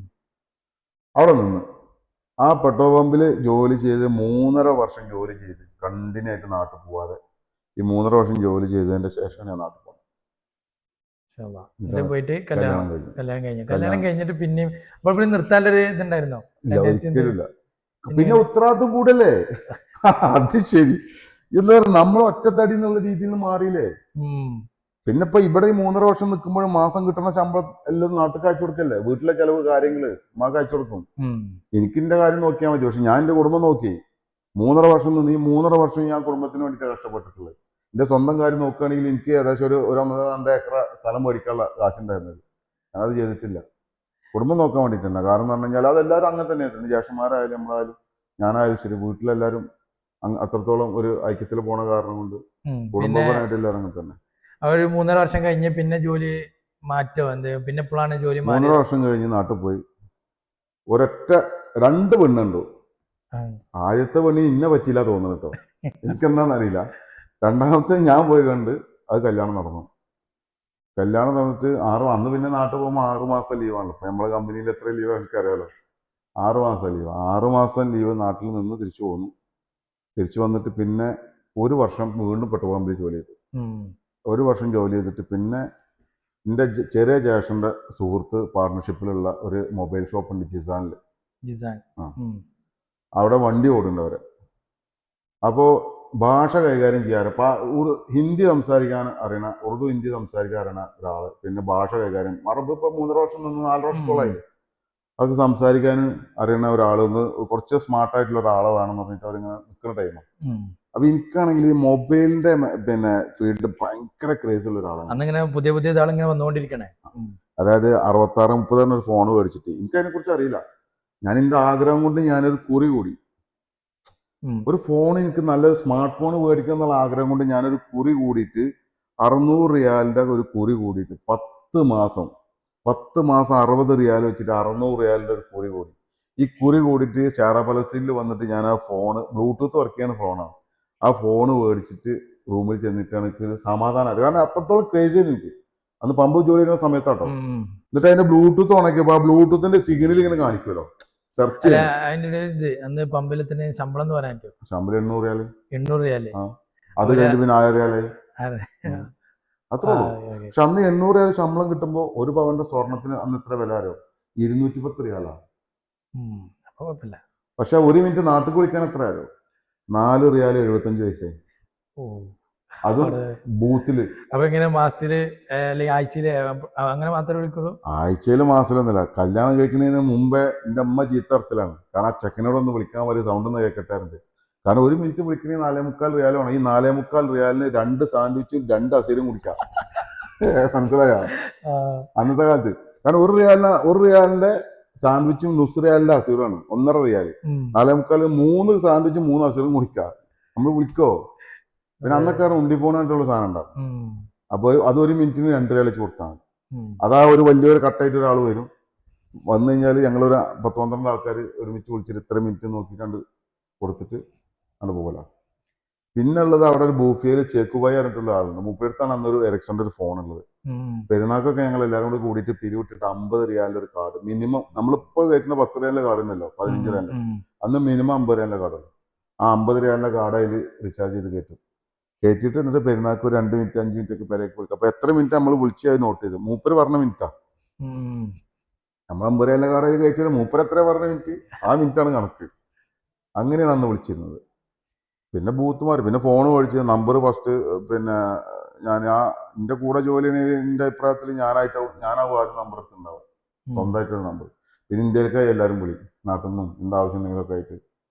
നമ്മൾ ശ്രമിച്ചു കഴിഞ്ഞാൽ നടക്കാത്തതായിട്ടൊന്നുമില്ല. പഠിച്ചോണ്ട് കൊണ്ട് അൽഹംദുലില്ലാ ഇപ്പൊ ഈ ഇരിക്കുന്ന ഈ സമയം വരെ അൽഹംദുലില്ലാ ഞാൻ ആത്മാർത്ഥമായിട്ട് ശ്രമിച്ചതൊക്കെ റബ്ബ് എനിക്ക് തന്നിട്ടുണ്ട് അൽഹംദുലില്ലാ. ഞാൻ കേട്ട് ജിസാനിൽ എങ്ങനെയായിരുന്നു? ജിസാനിൽ പോയിട്ട് പറഞ്ഞു കഴിഞ്ഞാല് അവിടെ ഇതേപോലെ മൊബൈലിന്റെ അക്സസറീസും സ്പെയർ പാർട്സ് തന്നെയാണ് സെയിൽ. അപ്പൊ എന്റെ ചെറിയ ജ്യേഷ്ഠന്റെ സുഹൃത്തിന് അവിടെ ഷെയർ ഉള്ള കാരണം കൊണ്ട് എനിക്ക് ഇവിടുന്ന് മാറണം കുറെ ഞാൻ ആഗ്രഹിക്കുന്നു, പെട്രോൾ പമ്പിൽ നിന്ന് മാറണം. അപ്പൊ ഇന്നാണെങ്കിൽ എന്റെ ഗഫീൽ വിടുന്നില്ല. കാരണം ഒരു ഞാൻ ജോലി ചെയ്തിരുന്നതിൽ വെച്ചിട്ട് കാര്യങ്ങളൊക്കെ സംസാരിക്കാനും അല്ലെങ്കിൽ ഒരു കുറച്ച് സ്മാർട്ട്നെസ് ചിലപ്പോൾ എനിക്ക് ഫീൽ ചെയ്തിട്ടുണ്ടാവും, എനിക്കറിയില്ല. പിന്നോം പെടുന്നില്ല. അവസാനം എനിക്ക് എന്ത് ചെയ്യേണ്ടി വന്നു, എൻ്റെ മാനേജറോട് മൂക്കിന്ന് ചോര വരുന്നുണ്ട് പറഞ്ഞിട്ട് എനിക്ക് ഇനി പെട്രോൾ ശ്വസിച്ച് എന്തെങ്കിലും സംഭവിക്കും, എനിക്ക് ഇവിടുന്ന് പോക്ക് നിർബന്ധമായിട്ട് മുട്ടുസൂചിയായിട്ട് മൂക്കിൻ്റെ ഉള്ളിൽ കുത്തി ചോര വന്നിട്ട് ടിഷ്യൂ പേപ്പർ വെച്ച് കാണിച്ചു കൊടുത്ത്. അല്ലാതെ രക്ഷയില്ല. ജോലി മാറാൻ വേണ്ടിട്ട് മാത്രം കഫീലിന് അത്ര ഇഷ്ടമായോണ്ട് ആ എനിക്ക് അവിടുന്ന് മാറാൻ വേറൊരു ചാൻസും ഇല്ല. ഞാൻ എന്തുവാണ് ചെയ്തത്, ഞാൻ മുട്ടുസൂചിയായിട്ട് മൂക്കിൻ്റെ ഉള്ളിൽ കുത്തി, എന്നിട്ട് ബ്ലഡ് വരുത്തിച്ച്, എന്നിട്ട് പിന്നെ ടിഷ്യൂ പേപ്പർ ഇങ്ങനെ പൊത്തി പിടിച്ച് പോയിട്ട് അവൻ്റെ അടുത്ത് കൊണ്ടുപോയി കാണിച്ചു കൊടുത്ത്. എനിക്ക് കൊണ്ടുപോക്കിയതാ ചോര വരുന്നുണ്ട്, എനിക്ക് ഇവിടുന്ന് പോകണം, ഞാനോട് പറഞ്ഞില്ല ഇവിടുന്ന് ജോലി മാറണം. അപ്പോൾ അവനത് കണ്ടപ്പോൾ പേടിച്ചു, യാ റബ്ബന ഖല്ലി ഖല്ലി അൻത ശുബൽ ബറ ലാ ഖലാസ് ഒഗ്ഫ് ഒഗ്ഫ് ഒഗ്ഫ് ശുബൽ ഖലാസ് അൻത റൂ ബറ. ഓൻ പറിച്ച് നോക്കിക്ക പുറത്ത്, ഇപ്പുറത്തെ പണി കണ്ടത് കണ്ടപ്പോൾ എനിക്ക് വിചാറേ. ഞാൻ പറയാം ആന മൗത്ത് അന്ത മസൂൽ ചോദിച്ചു അവനോട്, അതിലും പേടിച്ചു. അപ്പൊ ഞാൻ പറഞ്ഞു കഫാലൊക്കെ മാറും, ഈ കഫാലൊന്നും മാറി എവിടുത്തേക്ക് പോയി പോയർത്തു, നമുക്ക് കഫാല മാറുന്ന ടൈമിൽ അപ്പൊ ഈ പറഞ്ഞ അപ്പൊ മാറാറ്. അങ്ങനെയാണ് അവിടുന്ന് ചാടുന്നത്. അത് എൻ്റെ ഒരു ടേണിംഗ് പോയിന്റ് ആണ്. അതെ. പിന്നെ ജിസാൻ എന്നുള്ള ടേണിംഗ് പോയിന്റ്. ജിസാൻ പോയി വണ്ടിയിലാണ് പോണത്. വണ്ടിയിൽ പോയിട്ട് ഞാൻ ഇവിടുന്ന് ചെല്ലുമ്പോൾ മൊബൈൽ ആക്സസറീസ് സ്പെയർ പാർട്സിന്റെ സെയിൽസ്മാനേക്കാണല്ലോ ചെല്ലുന്നത്. ഇവിടുന്ന് ചെല്ലുമ്പോൾ ഒരു പാന്റ് ഇൻസ്റ്റാളൊക്കെ ചെയ്ത് ബെൽറ്റൊക്കെ കെട്ടി കുറച്ച് കുമ്പൊക്കെ ഉണ്ടാകുന്നതാണ് കുമ്പ്. ഞാനവിടെ ചെന്നത് അവിടെ ചെങ്ങായിമാര് പല്ലേക്കാതെ കുളിക്കാതെ എനിക്ക് വണ്ടി എടുത്ത് പായുന്ന ആൾക്കാരാണ്. മനസ്സിലായ അങ്ങനത്തെ ഒരു തത്തുക്കാര്. ഞാനെന്താ വിചാരിച്ചാൽ മൊബൈൽ ഭയങ്കര സംഭവിച്ചിട്ട് ചെന്നാ ഇൻസ്റ്റാള ചെയ്യുന്നപ്പോ ഇന്നിങ്ങനെ നോക്കിയോടുള്ള ആൾക്കാരൊക്കെ ഏതൊക്കെ ഒരു മാനേജർ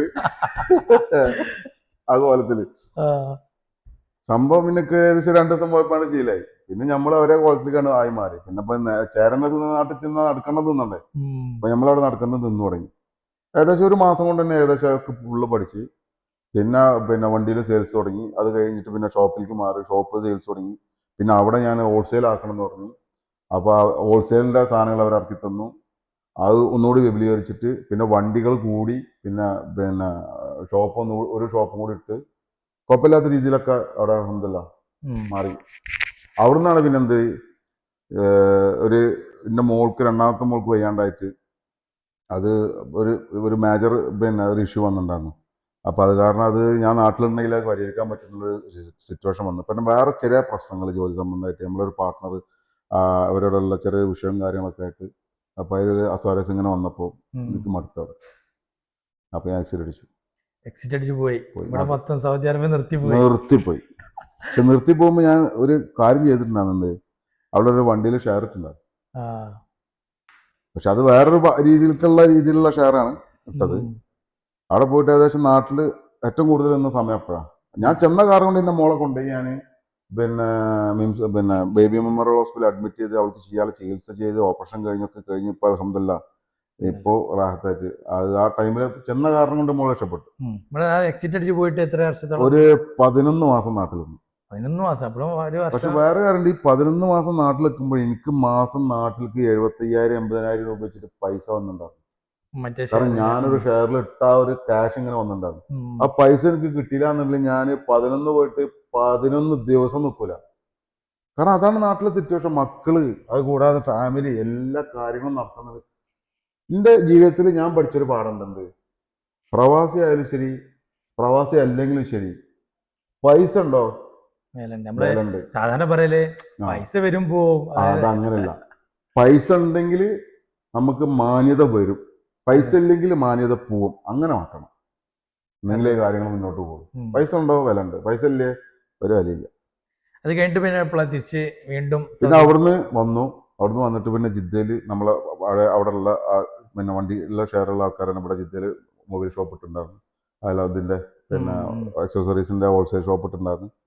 അതിൽ പിന്നെ നമുക്ക് ജോലി അറിയണ കാരണം കൊണ്ട് ആ ഒരു ഷോപ്പിന്റെ മസൂലായിട്ടാണ് വന്നത്. പിന്നെ വന്ന ഉടനെ തന്നെ എൻ്റെ ജോലി ക്യാഷ്യറാണ്. ക്യാഷിലാണ് കാര്യങ്ങൾ കൈകാര്യം ചെയ്യുക. ആ ഒരു ഷോപ്പിന്റെ ഇൻചാർജായിട്ടാണ് ഉണ്ടാകുന്നത്. ജോലി ചെയ്ത് സെയിൽസിലും കൂടും. തിരക്ക് വരുമ്പോൾ ഞാനും സെയിൽ ചെയ്യും. പിന്നെ കണക്കും കാര്യങ്ങളും നോക്കി ഒരു ഖജാനയുടെ ചാക്കോൽ വന്നിട്ട് അതിന്റെ കണക്കും നോക്കിട്ട് എൻ്റെ അടുത്ത് മലയാളം നിന്നിട്ടുണ്ട് പോയത്. അതിന്റെ കാര്യങ്ങളൊക്കെ അന്നത്തെ കഫീലിന്റെ വിശ്വസ്തനാണ് ഇപ്പത്തെ. അങ്ങനെ അപ്പൊ പിന്നെ ആ ഷോപ്പിൽ പിന്നെ ഷെയർ ഇടാൻ വേണ്ടിയിട്ട് അവിടുത്തെ ജിസാനിലെ ആ വണ്ടിയിലെ ഇത് പിന്നെ പാർട്ണർഷിപ്പ് വഴിയിട്ട് അതിന്റെ ക്യാഷ് വന്നിട്ട് ഇവിടെ ഷോപ്പിൽ ഷെയർ ഇട്ടു. ആ ഷെയർ ഇട്ട കാരണം കൊണ്ട് എന്റെ കൈ പോയി കിട്ടി. പിന്നെ അതിന്റെ ശേഷമാണല്ലോ നമ്മളെ സൗദിവൽക്കരണം. അതാണ് അതും ഇത് ഇങ്ങനെ നടന്നുകൊണ്ടിരിക്കുന്ന സമയത്ത് നല്ല രീതിയിൽ തന്നെ പോയിരുന്നു. കുഴപ്പമില്ലാത്ത രീതിയിൽ പോയിക്കൊണ്ട് നമുക്ക് എന്റെ ഫാമിലിനെ അങ്ങോട്ട് കൊണ്ടുവന്നു. ഈ ഫാമിലിനെ കൊണ്ടുവരാൻ വേണ്ടിയിട്ടാണ് എന്റെ പാസ്പോർട്ട് ഞാൻ ഇവിടെ സറണ്ടർ ചെയ്തത്. എന്റെ അടുത്തുള്ള 35 വയസ്സുള്ള പാസ്പോർട്ടാണ്. ഞാൻ എപ്പോഴും നാട്ടിൽ പോകുമ്പോൾ എയർപോർട്ടിൽ നിന്ന് എന്നോട് ചോദിക്കും എനിക്ക് എത്ര വയസ്സാണ് ചോദിക്കും. ഞാൻ സത്യം പറയും ഇത്ര വയസ്സാണ്. പിന്നെ എന്താ ചോദിക്കുമ്പോൾ ഞാൻ പറഞ്ഞു അന്ന് ഇങ്ങനെ പോകേണ്ട വന്ന കാരണം കൊണ്ട് അത് ക്ലിയർ ചെയ്യുന്ന കാരണം ഓക്കെ. അങ്ങനെയായിരുന്നു. ഇവിടെ ഇങ്ങനെ ഒരു ഓപ്ഷൻ വന്നപ്പോൾ ഞാൻ പെട്ടെന്ന് സറണ്ടർ ചെയ്തു. എൻ്റെ പാസ്പോർട്ട് സറണ്ടർ ചെയ്ത് അതിൻ്റെ ഫൈൻ അടച്ചു, രേഖാമൂലം പിന്നെ അതിൻ്റെ മാപ്പപേക്ഷ കൊടുത്ത് ഒക്കെ ക്ലിയർ ചെയ്തിട്ട് പക്ക പ്യൂർ പാസ്പോർട്ട് ഞാൻ എടുത്തു. ഏകദേശം എത്ര 2016 2015 11 വർഷം മുമ്പ് ഞാൻ സറണ്ടർ ചെയ്തിട്ട് ക്ലിയർ ചെയ്തു അത്. എന്നിട്ടാണ് ഞാൻ ഫാമിലിനെ കൊണ്ടുവന്നത്. ഞാൻ മോളെ ഇവിടെ ഹദാബ് സ്കൂളിൽ ചേർത്തു. ഇവിടെ ഫാമിലിയുടെ പിന്നെ താമസമായിരുന്നു. വരുമാനം ഉണ്ടായിരുന്നു. അന്ന് മാസം നമുക്ക് കുഴപ്പമില്ലാത്ത സംഖ്യ കിട്ടിയിട്ടുണ്ട്. അത് കാരണം കൊണ്ട് ഇവിടെ പിടിച്ചു. അപ്പോഴും ഞാൻ എന്താ പറയുക നിന്റെ ഫാമിലി കൂടെ വേണം എന്നുള്ളൊരു ചിന്താതി. കാരണം കുറച്ച് ഹോം സിക്നെസ് കൂടുതലുള്ള മനുഷ്യനാണ്. ഞാൻ ചോദിച്ചിട്ടെ നമ്മൾ ഈ പ്രവാസം ഇപ്പൊ ടോട്ടലി എത്ര വർഷം ഉണ്ട് നിങ്ങൾ പ്രവാസം ചെയ്യാൻ തുടങ്ങിയിട്ട്? ഇപ്പോ 2002 വന്നു. 2002 വയസ്സിനോളം നിങ്ങൾക്ക്, എന്റെ വയസ്സിനോളം നിങ്ങൾക്ക് പ്രവാസം ചെയ്തിട്ടുണ്ട്. അതിന്റെ ഇടയിൽ എത്രത്തോളം നിങ്ങള് ഫാമിലിന്റെ ഒപ്പം നിന്നിട്ടുണ്ടാവും? ഫാമിലിയുടെ ഒപ്പം ഈ 2002 വന്നിട്ട് 3.5 വർഷം കഴിഞ്ഞ് കല്യാണം കഴിഞ്ഞു. ഈ കല്യാണം കഴിഞ്ഞിട്ട് ജിസാനിൽ ഞാൻ ജോലി ഏകദേശം ഒരു 11 വർഷത്തോളം ജിസാനിൽ ജോലി ചെയ്തു. ഈ 11 വർഷത്തിൽ ഒരു 1.5 വർഷം 2 വർഷം കൂടുമ്പോൾ നാട്ടിൽ പോകുമ്പോൾ 6 മാസം എനിക്ക് നാട്ടിൽ നിൽക്കാൻ പറ്റില്ല. ജിദ്ദയിൽ വന്നിട്ടാണ് ലീവ് വാങ്ങിയത്. ജിദ്ദയിൽ വന്നിട്ട് പഴയ കമ്പനിയിലുള്ള ടൈമിൽ ഒരു 3 മാസം, ചിലപ്പോൾ 4 മാസം, ചിലപ്പോൾ കാരണം നമുക്ക് ഉത്തരവാദിത്തങ്ങൾ കൂടുകയാണ്. കൂടുതൽ നാട്ടിൽ നിൽക്കുന്നിടത്തോളം ഇവിടെ പ്രശ്നങ്ങൾ ഉണ്ടാവുന്നുണ്ട്. അപ്പൊ എന്റെ അനിവാര്യത ഇവിടെ നിർബന്ധമാണ്. ഞാൻ ഇവിടെ ഉണ്ടാവുന്നുള്ളത് കമ്പനിക്ക് നിർബന്ധമാണ്. അപ്പൊ എനിക്ക് കൂടുതൽ നിൽക്കാൻ പറ്റൂല. അങ്ങനെയുള്ള ഒരു ഓപ്ഷനിലാണ് എന്ത് ഫാമിലിനെ കൊണ്ടുവരാന്നുള്ള തീരുമാനത്തിൽ എത്തിയത്. ഞാൻ നാട്ടിൽ പോയി നിൽക്കാൻ പറ്റാത്തൊരവസ്ഥ. അങ്ങനെ ഇവിടെ വന്ന് ഫാമിലിയോട് നിർത്തി 1 വർഷം നിർത്തി. അപ്പോഴത്തേക്കും സ്വദേശിവൽക്കരണം വന്നു. ആകെ തകിടം പറഞ്ഞു. കച്ചവടം, കട തുറക്കാൻ പറ്റാത്തൊരവസ്ഥ, ആകെ മൊത്തത്തിൽ ക്രൈസിസ് ആയി. വേഗം കുറുചടിച്ച് നാട്ടിൽ കൂട്ടു, കുട്ടികളെ നാട്ടിൽ കൂട്ടു. ഞാനിവിടെ പിന്നെ നിന്നിട്ട് ഗോഡൌണിൽ കച്ചവടം ചെയ്തിട്ടുണ്ട്. കട അടച്ചിട്ട് ഏകദേശം 6-7 മാസത്തോളം കട അടച്ചിട്ട് ഭയങ്കര വിഷയമായിരുന്നു. പിന്നെ ഗോഡൌണിൽ കച്ചവടം ചെയ്യും. പിന്നെ വീണ്ടും തുറന്ന് പിന്നെ ഗഫീനായിട്ടുള്ള പ്രശ്നം. അന്ന് പിന്നെ ശരിക്കായിട്ടില്ലല്ലോ. ഗഫീനായിട്ടുള്ള പ്രശ്നം. വന്നിട്ട് ഓനക്ക് തോന്നിയ നേരത്ത് 10,000-20,000 വേണം വരും. അവസാനം 2,000 കൊടുക്കുമ്പോൾ പോകും. അത് കഴിഞ്ഞപ്പോൾ ഒരു 4 ദിവസം കഴിഞ്ഞ് വീണ്ടും വരും. ഓനക്ക് 5,000 വേണം വരും. അപ്പോൾ 2,000 കൊടുക്കും. അതേക്കും പോകും. അങ്ങനെ ആകെ സത്യം പറയാണ്ട് മടുത്ത്. അങ്ങനെയാണ് ആ കട ഇപ്പോൾ പുതിയ കമ്പനിയിലേക്ക് മാറുന്നത്. ഇനി ഇതില് ഇപ്പൊ പ്രവാസ ജീവിതം എന്ന് പറയുമ്പോൾ കുറെ ഇതാളുണ്ടാവും. അപ്പൊ നിങ്ങള് ഇപ്പോ പുതിയ പ്രവാസി, ഞങ്ങളെ പോലത്തെ പുതിയ പ്രവാസികളും കണ്ടിട്ടുണ്ട്, പഴയ പ്രവാസികളൊക്കെ കണ്ടിട്ടുണ്ട്. നമ്മളെ പ്രവാസിന്റെ റൂമൊക്കെ ഒരു പ്രത്യേകത തന്നെയാണ്. അപ്പൊ പ്രത്യേക എടുത്ത് പറയേണ്ടതാണ്. അപ്പൊ നിങ്ങൾ എങ്ങനെയാണ് ഈ രണ്ടിന്റെയും ഇടയിൽ വ്യത്യാസം? പഴയ പ്രവാസികളും പുതിയ പ്രവാസികളെയും പോലെ മാനേഴ്സ് കാര്യങ്ങള് പോലെ എന്താളൊക്കെ എങ്ങനെ നിങ്ങൾ നോക്കി കാണുന്നത്? ഞാനിപ്പോ പറഞ്ഞു കഴിഞ്ഞാൽ ഇപ്പോഴത്തെ സിറ്റുവേഷനിൽ ഇപ്പൊ പുതിയ പ്രവാസികളോടാണ് ഇപ്പൊ ഞാൻ താമസിക്കുന്നത്. റൂമിലൊക്കെ ഫുള്ള് പുതിയ പ്രവാസികളാണ്. കുറച്ച് കാലങ്ങൾക്ക് മുമ്പ് ഒരു 4-5 വർഷം മുമ്പ് മിഡിലായിട്ടുള്ള ആൾക്കാർ കൂടെ ഞാൻ ഉണ്ടായിരുന്നു. എന്റെ തുടക്കത്തിലുള്ള ആൾക്കാരൊപ്പം ഉണ്ടായിട്ടുണ്ട്. അപ്പൊ അതിന്റെ ഒരു ഉദാഹരണം ഞാൻ പറഞ്ഞാൽ, ഞാൻ പെട്രോൾ പമ്പിൽ ജോലി ചെയ്യുമ്പോൾ ഞങ്ങൾക്ക് പോർട്ടബിൾ ക്യാമ്പാണ്. അതായത് പോർട്ടബിൾ പിന്നെ ക്യാബിനാണ്. അതായത് ഒരു സ്ഥലത്ത് നിന്ന് എടുത്തിട്ട് വേറെ സ്ഥലത്തേക്ക് കൊണ്ടുപോകാൻ പറ്റും ക്യാബിനാണ്. അതിന്റെ ഉള്ളിലാണ് ജീവിതം. പമ്പില് അങ്ങനെ ഉള്ളൂ, അത് പാടുള്ളൂ. അപ്പൊ അതിന്റെ ഉള്ളിൽ പറഞ്ഞു കഴിഞ്ഞാല് ഞങ്ങൾ 6 ആൾക്കാർ പിന്നെ പകലും 4 ആൾക്കാർ രാത്രി 10 ആൾക്കാരെ ഡ്യൂട്ടിക്ക് ഉണ്ടായിരുന്നു. അപ്പൊ ഈ 6 ആൾക്കാർ കിടക്കുമ്പോൾ 2 ആൾക്കാർ എപ്പോഴും അവിടെ ഉണ്ടാവും. രാത്രിയിലുള്ള ഡ്യൂട്ടിയിലുള്ള ആൾക്കാർ 4 ആൾക്കാർ എന്തായാലും ഉണ്ടാവും. 4 ആൾക്കാർ എപ്പോഴും ഉണ്ടാവും. അപ്പൊ ഡോറ് തുറക്കുമ്പോൾ ഈ രാത്രി ഡ്യൂട്ടിയുള്ള ആൾക്കാർ പകല് കിടന്നുറങ്ങാം. അപ്പൊ നമ്മൾ ഡോർ ഇങ്ങനെ തുറന്ന് കയറുമ്പോൾ അതിന്റെ സൗണ്ട് കേട്ട അപ്പൊ അവർ നീക്കും. അപ്പൊ എന്താണ് അവരെ ആ ഉറക്കം പിന്നെ നഷ്ടപ്പെട്ടു കഴിഞ്ഞാൽ അവരെ ജോലിനെ ബാധിക്കും. അത്രക്ക് സൂക്ഷ്മതയോട് കൂടി ഞാൻ പമ്പിൽ ജോലി ചെയ്യുന്ന കാലത്തുള്ളതാണ്. അത്രക്ക് സൂക്ഷ്മതയോട് പതുക്കെ തുറക്കും, ഉള്ളിൽ കയറും. പിന്നെന്താണ് അട്ടിക്കുള്ള കട്ടലുകളാണ്. ഒരാൾ അടി കിടക്കുമ്പോൾ അതിന്റെ മുകളിൽ ഈ കട്ടലിന്റെ മേലെ കയറി കിടക്കുന്നത് പോലും അടിയിലുള്ള ആള് അറിയുന്നില്ല. ഇപ്പോഴത്തെ സീസണിൽ തുറക്കാൻ നടക്കുക അതിപ്പോഴാണ് നടക്കുന്നത്. അന്ന് അങ്ങനെ ഇരുന്നു. മനസ്സിലായോ? ഫസ്റ്റ് ഈ ഒരു എന്താ പറയാ ഒരു മാനേഴ്സ് എന്താണ് ശരിക്കും മലയാളി നന്നാവണമെങ്കിൽ പ്രവാസിയാണ്. ഇപ്പോഴത്തെ പ്രവാസി ആയിട്ട് കാര്യമില്ല, പഴയ പ്രവാസിയാണ്. ഞാൻ ഭക്ഷണം ഉണ്ടാക്കാൻ പഠിച്ചു. എനിക്കൊരു ആംപ്ലേറ്റ് ഉണ്ടാക്കാൻ അറിഞ്ഞില്ല. അന്ന് നിർബന്ധമാണ് ഒരു മാസത്തിൽ ഒരാള് ഫുള്ള് ഭക്ഷണം ഉണ്ടാക്കൽ നിർബന്ധം. ഇതേപോലെ ഞാൻ ഉമ്മാനോടൊക്കെ ചോദിച്ചൊക്കെ അറിഞ്ഞിട്ട് കറി ഉണ്ടാക്കുന്ന കാര്യങ്ങളൊക്കെ അറിഞ്ഞിട്ട് സ്റ്റൗ കത്തിച്ച് എണ്ണ ഒഴിച്ച് ഉള്ളിയാണ് കൊണ്ടിട്ട് അങ്ങോട്ട് കത്തിപ്പിടിച്ച് അവിടെ ഇട്ടിട്ട് ഓടിയിട്ട് വെള്ളം ഒഴിച്ച് കത്തിച്ച് വെള്ളം ഒഴിച്ചിട്ട് കെടുത്തി. അപ്പൊ എന്താണ്, അതൊരു അനുഭവമാണ്. അപ്പൊ മനസ്സിലായി എന്ത്, എണ്ണയിൽ തിളച്ച് നിൽക്കുമ്പോൾ എന്തെങ്കിലും സാധനം കൊണ്ടിട്ട് കഴിഞ്ഞാൽ കത്തിപ്പിടിക്കുന്നുള്ള അപ്പഴാണ് മനസ്സിലായത്. നമുക്കറിയില്ലല്ലോ, നമ്മൾ നാട്ടിൽ നിന്ന് ഇങ്ങോട്ട് കയറി പോന്നിക്കല്ലേ. അപ്പൊ എന്താണ്, ഭക്ഷണം ഉണ്ടാക്കാൻ പഠിച്ചു, ബിരിയാണി ഉണ്ടാക്കാൻ പഠിച്ചു, നെയ്ച്ചോറ് ഒക്കെ. ശരിക്കും ആ ഒരു കാലഘട്ടത്തിലെ പ്രവാസികളൊന്നും ഒരിക്കലും കെട്ടിയോളുമാർക്ക് തോൽപ്പിക്കാൻ പറ്റില്ല. ഭക്ഷണം ഉണ്ടാക്കി തരില്ല എന്ന് പറഞ്ഞിട്ട് പിടിച്ചു നിൽക്കാം. മനസ്സിലായില്ലേ? അന്നത്തെ കാലഘട്ടത്തിൽ അതങ്ങനെ. പിന്നെ പറഞ്ഞു കഴിഞ്ഞാൽ അന്ന് സേവിങ്സ് ഉണ്ടായിരുന്നു. അന്ന് പേടിയായിരുന്നു നമുക്ക് ചെലവാക്കാൻ പൈസ. ഇപ്പൊ അതല്ല. ഇപ്പൊ ഞങ്ങളും ആ രീതിയിലേക്കായി മാറിയിട്ട ചെലവാക്കാതെ പറ്റൂല. പക്ഷെ അന്ന് സേവിങ്സ് പറഞ്ഞു കഴിഞ്ഞാൽ എനിക്ക് 800 റിയാൽ 1000 റിയാൽ ശമ്പളമുള്ള സമയത്താണ് ഞങ്ങൾ കടല കച്ചവടം ചെയ്തിട്ടുണ്ടായിരുന്നു. പമ്പില് കടല കച്ചവടം ചെയ്യും. എന്നിട്ട് അവിടെ കൊടുക്കും, വണ്ടിക്കാർക്ക് കൊടുക്കും, ഓരോ റിയാലും ഞങ്ങൾ കൊടുക്കും. ഞങ്ങൾ ജോലി ചെയ്യുന്നുണ്ട്, കടല വെക്കണുണ്ട്, ഓരോ. അപ്പൊ അതിൽ നിന്ന് കിട്ടുന്ന മിച്ചം വെച്ച പൈസ, അതുകൂടാതെ മൊബൈലിന്റെ റീചാർജ് കാർഡ് വെക്കും, അതിൽ നിന്ന് മിച്ചം വെച്ച പൈസ അത് ഞങ്ങൾ കുറി വെച്ചിട്ട് ആ കുറി കിട്ടിയ പൈസ ആയിട്ട് അത് നീക്കിരിപ്പായിട്ട് വെച്ച്. കാരണം കിട്ടുന്ന ശമ്പളം ഫുള്ള് പെരേക്ക് ചെലവിനാക്കാണ്. ശമ്പളം കിട്ടുന്നത് ഫുള്ള് പെരേക്ക് ചെലവ്, പിന്നെ ഒരു എക്സ്ട്രാ ഇൻകം പറഞ്ഞിട്ട് പിന്നെ ഇതൊക്കെ തന്നെ നടക്കുള്ളൂ. അതുകൊണ്ട് 15 സെന്റ് സ്ഥലം മേടിച്ച മനുഷ്യനാണ് അന്നത്തെ കാലത്ത്. സംഭവം ജ്യേഷ്ഠന്റെ സ്ഥലമായിരുന്നു, പക്ഷെ ഓനക്ക് കൊടുക്കാനുള്ളത് കൊടുത്തിട്ട് നമ്മൾ ആ പൈസ കൊടുത്തിട്ട് മേടിച്ച്. ഇപ്പോ അത് നടക്കുമോ? ഇപ്പൊ ഞാൻ ശ്രമിച്ചാലും എനിക്കും നടക്കൂല. മൊത്തം ഇപ്പൊ വെറുതെ നമ്മള് ടെൻഷൻ അടിച്ച് നടക്കണ്ടല്ലോ, ഫുള്ള് എൻജോയ് ചെയ്യാന്നുള്ളൊരു കൺസെപ്റ്റ് ആണ് പുതിയ തലമുറക്കുള്ളത്. പിന്നെ അന്ന് പറഞ്ഞ ലീവില്ലല്ലോ. അന്ന് പെരുന്നാൾക്ക് ഒരു ദിവസം ലീവ് കിട്ടുക. ആ ഒരു ദിവസം ലീവ് കിട്ടിക്കഴിഞ്ഞാൽ എവിടൊക്കെ പോകാൻ ആഗ്രഹം. അപ്പൊ എന്ത് ചെയ്യാ, അവിടെ കിടന്നുറങ്ങും. ഉറക്കം അതാണ് മെയിനായിട്ട് പ്രധാന ഹോബി എന്നിട്ടുള്ളതാണ്. ലീവുള്ളപ്പോ. ലീവില്ല, ഇപ്പൊ റോബില് ലീവ് ഉണ്ടാവില്ലല്ലോ.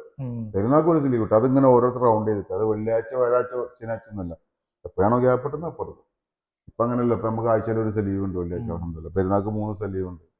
നമ്മള് കമ്പനിക്കാരൊക്കെ അൽഹംദുലില്ലാ വലിയ ഹൈറിലാണ്. ഞാൻ മെയിനായിട്ട് ജിദ്ദയിലേക്ക് വരാൻ തന്നെ കാരണം എന്താണ്, സ്വസ്ഥമായിട്ടുള്ള ഒരു ജോലി, ടെൻഷനില്ല. അത് കച്ചവടത്തിന്റെ ലെവലിലല്ലാത്ത രീതിയിൽ വേറെയുള്ള ടെൻഷനുകൾ ഉണ്ടാവാൻ പാടില്ല എന്ന രീതിയിലാണ് ഇങ്ങോട്ട് മാറിയിരിക്കുന്നത്. കച്ചവടത്തിൽ എന്തായാലും അതിൻ്റെതായ ടെൻഷനുകൾ ഉണ്ടാവും, തീർച്ചയായിട്ടും ഉണ്ടാവും. നമ്മൾ ജോലി ചെയ്യാൻ വന്നല്ലേ, അതിന്റെ ടെൻഷൻ വേണമല്ലോ. ഇവനെന്ത് കച്ചവടം. പിന്നെ നമ്മൾ പ്രവാസി അതിന്റെ പേരിൽ നിങ്ങൾക്ക് നല്ലൊരു മിസ്സിങ്, നല്ലൊരു സങ്കടം തോന്നി, പ്രവാസി ആയതുകൊണ്ടാണല്ലോ എനിക്ക് സംഭവം ഉണ്ടായത്, അങ്ങനെ തോന്നിയ എന്തെങ്കിലും അനുഭവങ്ങൾ, എന്തെങ്കിലും ഏറ്റവും സങ്കടം തോന്നിയ ഒരു പ്രവാസിയാവുന്ന ലൈഫ് നമുക്ക് സ്വാഭാവികമായിട്ട് ഫാമിലിന്റെ ഒപ്പം ഉള്ളത്, അതല്ലാതെ എന്തെങ്കിലും ഒരു സിറ്റുവേഷൻസോ അല്ലെങ്കിൽ എന്തെങ്കിലും ഒരു പ്രവാസി അല്ലാന്നുണ്ടെങ്കിൽ നാട്ടില് ശരിക്ക് സത്യം പറഞ്ഞാൽ ഞാൻ അന്ന് നാട്ടിൽ നിൽക്കുകയാണെന്നുണ്ടെങ്കിൽ ഒരു നാട്ടിൽ തന്നെ ഒരു സെറ്റായിരുന്നു. ഒരു ബസ് ഫീൽഡും കാര്യം, 1-2 ബസ്സും കാര്യങ്ങളൊക്കെ എടുത്ത് നാട്ടിൽ തന്നെ ഒരു ഏകദേശം എൻ്റെ അഭിപ്രായത്തിൽ എൻ്റെ ഒരു ക്യാരക്ടർ വെച്ചിട്ട് ചിലപ്പോ ഒരു ബ്ലോക്ക് പഞ്ചായത്ത് മെമ്പറെങ്കിലായിരുന്നു. ഇത് പറഞ്ഞപ്പോഴാണ് നമ്മള് രാഷ്ട്രീയവും പ്രവാസവും കൂടി ഒരുമിച്ചുകൊണ്ടാണ് രാഷ്ട്രീയത്തിലേക്ക് ഇടപെടുന്ന KMCC എങ്ങനെയാണ് ഇവിടുത്തെ രാഷ്ട്രീയ പ്രവർത്തനങ്ങളും ഇതൊക്കെ നടക്കുന്നത് എന്നുള്ള ഇവിടുത്തെ എന്ന് പറഞ്ഞാല് നിങ്ങളെ ജീവിതത്തില് അതായത് എനിക്കൊരു ആദർശമുണ്ട്. ഞാൻ ആദർശത്തിൽ കൂടെ മുന്നോട്ട് പോകുന്ന ഒരു മനുഷ്യനാണ്. പ്രവാസത്തിൽ എത്രത്തോളം അത് പ്രവാസത്തിൽ പറഞ്ഞാൽ ഞാൻ ജിദ്ദയിൽ വന്നതിന് ശേഷമാണ് ഇപ്പൊ ഞാൻ ജിസാനിലുള്ള ടൈമിലും ഉണ്ട് അവിടുത്തെ KMCC പിന്നെ അതിലൊക്കെ വർക്ക് ചെയ്തിട്ടുണ്ടായിരുന്നു. ഇവിടെ വന്നിട്ട് ഇപ്പോൾ കുറച്ചും കൂടി ഒന്നുകൂടി ആക്റ്റീവായിട്ട് ഇപ്പൊ ഏകദേശം ഇപ്പൊ ജിദ്ദയിൽ ഇപ്പൊ 24 വർഷത്തിലടക്ക് ഒരു 5-6 വർഷം ജിസാനിൽ കഴിഞ്ഞതിന് ശേഷം ബാക്കിയുള്ള ടൈമിലൊക്കെ ഇവിടെ ആക്റ്റീവാണ്. ഇപ്പോൾ കുറച്ച് കാലമായിട്ട് ഇപ്പോൾ ഒരു ഭാരവാഹിക്കായിട്ട് ഇങ്ങനെ മുന്നോട്ട് പോകാൻ കുഴപ്പമില്ല.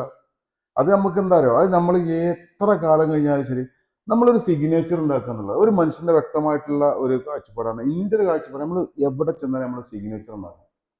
അത് എല്ലാവർക്കും തോന്നുന്ന ഒരു കാര്യമല്ല. ചിലപ്പോൾ അനക്ക് അതിൻ്റെതായ സിഗ്നേച്ചർ ഉണ്ടാക്കിയെങ്കിൽ തീർച്ചയായിട്ടും ശ്രദ്ധിക്കപ്പെടും. അപ്പൊ ഞാൻ ശ്രദ്ധിക്കാൻ വേണ്ടിയിട്ടില്ല. പക്ഷെ നമ്മൾ സിഗ്നേച്ചർ ഉണ്ടാക്കിയില്ലാന്നുണ്ടെങ്കിൽ പിന്നെ നമ്മൾ ഈ ഭൂമിയിൽ ജീവിച്ചിട്ട് എന്ത് കാര്യത്തിനാണ്? ഇപ്പൊ ഞാൻ മരിച്ചു പോയി കഴിഞ്ഞാൽ ഇത് പറയും സെമീർക്ക് കുഴപ്പമുണ്ടാകുന്ന കേട്ടാ, നല്ല മനുഷ്യനെയാണ്. ഇനി ചീത്ത മനുഷ്യനെ കഴിച്ചാൽ സെമീർക്ക പറയുമല്ലോ. അതാണ്. അപ്പൊ എന്ത് ആ പറയണമെന്നുണ്ടെങ്കിൽ നമ്മൾ വെറുതെ ഇങ്ങനെ മുണ്ടാതെ മൂന്നിയായിട്ട് ഇരുന്നിട്ട് കാര്യമില്ല. സംസാരിക്കുന്നിടത്ത് സംസാരിക്കണം, പ്രവർത്തിക്കുന്നിടത്ത് പ്രവർത്തിക്കണം, ചെലവാക്കേണ്ടടുത്ത് ചെലവാക്കും വേണം. നമ്മൾ എന്തെങ്കിലും ഒരു അടയാളം തീർച്ചയായിട്ടും ഉണ്ടാകണം. പിന്നെ അതേപോലെ തന്നെ ഏറ്റവും സന്തോഷം പ്രവാസിയുണ്ട് ഇതൊക്കെ കിട്ടിയെന്നുള്ള അങ്ങനെ എന്തെങ്കിലും പ്രവാസി ഉണ്ടാക്കുന്നില്ല എനിക്ക് റാഹത്ത് ഉണ്ടായിട്ടുള്ളൂ. ഞാൻ ഈ പുണ്യാവക്കായിട്ട് ഭൂമിയിൽ വന്നില്ലേ പ്രാവശ്യം അൽഹംദുലില്ലാ എത്ര പ്രാവശ്യം ഉംറ ചെയ്യാൻ പറ്റി, ഒരുപാട് പ്രാവശ്യം ഉംറ ചെയ്യാൻ പറ്റി. എൻ്റെ ഫാമിലിനെ കൊണ്ടുവന്നു ഉംറ ചെയ്യിച്ചു.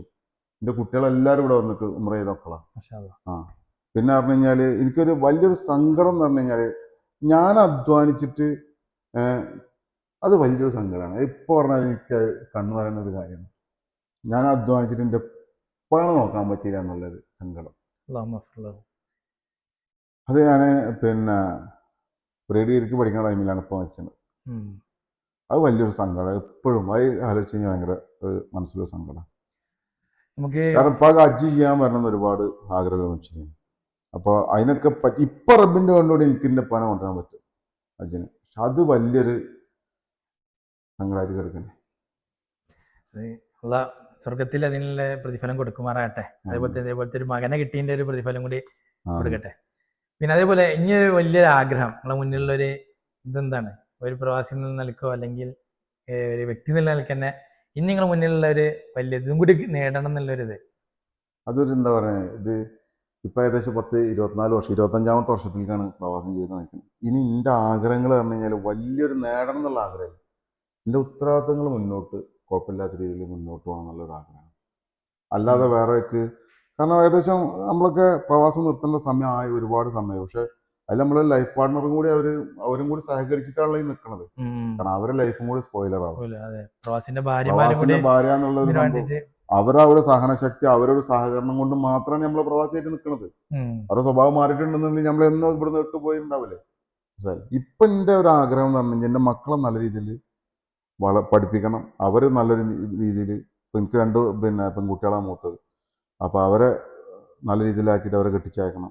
മോനെ പഠിപ്പിച്ച് ഒരു രീതിയിലാക്കണം. അപ്പോഴും ഇവിടെ വർഷങ്ങൾ ഇനി നമ്മൾ മുന്നോട്ട് പോകേണ്ടി വരും, യാതൊരു സംശയമില്ല. റിട്ടയർമെന്റിന് ഇനിയും ഒരുപാട് ടൈം എടുക്കും തീർച്ചയായിട്ടും. പടച്ചോന്റെ വിധി എന്താണോ ഇനി എന്താണ് വരണം എന്നുള്ളത് റബ്ബ് തീരുമാനിക്കട്ടെ. പക്ഷെ എൻ്റെ മനസ്സിൽ റിട്ടയർമെന്റ് എന്നുള്ളൊരു ചിന്തക്ക് വരാൻ ഒരിക്കൽ പോലും സങ്കല്പിക്കാൻ പറ്റില്ല. കാരണം മക്കളെ ഭാവി, എൻ്റെ കുടുംബത്തിന്റെ ഭാവി ഞാൻ നോക്കണം. പിന്നെ ഉമ്മ ജീവിച്ചിരിക്കുന്നുണ്ട്. അപ്പൊ ഉമ്മാന്റെ കാര്യങ്ങൾ കൂടി എന്നെ കൊണ്ട് കഴിയുന്ന രീതിയിൽ എനിക്ക് നോക്കണം. അപ്പോൾ തീർച്ചയായിട്ടും നമ്മളിപ്പോൾ റിട്ടയർമെന്റ് ചിന്തിച്ചിട്ട് കാര്യമില്ല, അതിനെക്കുറിച്ച് ചിന്തിക്കുകയേ ചെയ്യണം. അതേപോലെ ഇനി വരുന്ന പുതിയ പ്രവാസികളുണ്ടാവും. അതേപോലെ തന്നെ ഇനി അവിടെ നിന്ന് ഇങ്ങോട്ട് വരാനൊക്കെ പ്രവാസ ജീവിതം നയിക്കാനൊക്കെ താല്പര്യമുള്ള ആൾക്കാരും അല്ലെങ്കിൽ സിറ്റുവേഷനിലായിട്ട് വരുന്ന ആൾക്കാരൊക്കെ ഉണ്ടാവും.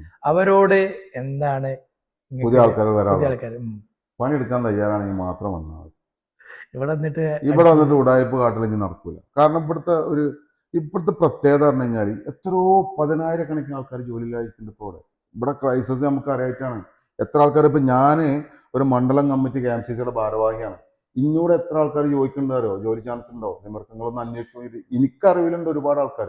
ഞാൻ പലരോടായിട്ട് ഞാൻ റെക്കമെൻഡ് ചെയ്യുന്ന ഒരുപാട് ആൾക്കാർ എന്നോട് പറഞ്ഞുണ്ട്. പക്ഷെ എന്താണ്, ഇവിടെ വരുമ്പോൾ ഒരു സ്കില്ല് കയ്യിലുണ്ടായിട്ട് വരിക എന്നുള്ളതാണ് എനിക്ക് പറയുന്നത്. നമ്മളെ കയ്യിലൊരു സ്കില്ലുണ്ടോ അത് ഇവിടെ ഗുണം ചെയ്യും. അത് ആദ്യം നാട്ടിൽ നിന്ന് ആക്കിയെടുക്കണം. അതിന് ഏബിളായിട്ട് ഇവിടെ വന്നു കഴിഞ്ഞാൽ നമുക്ക് പിടിച്ച് നിൽക്കാം.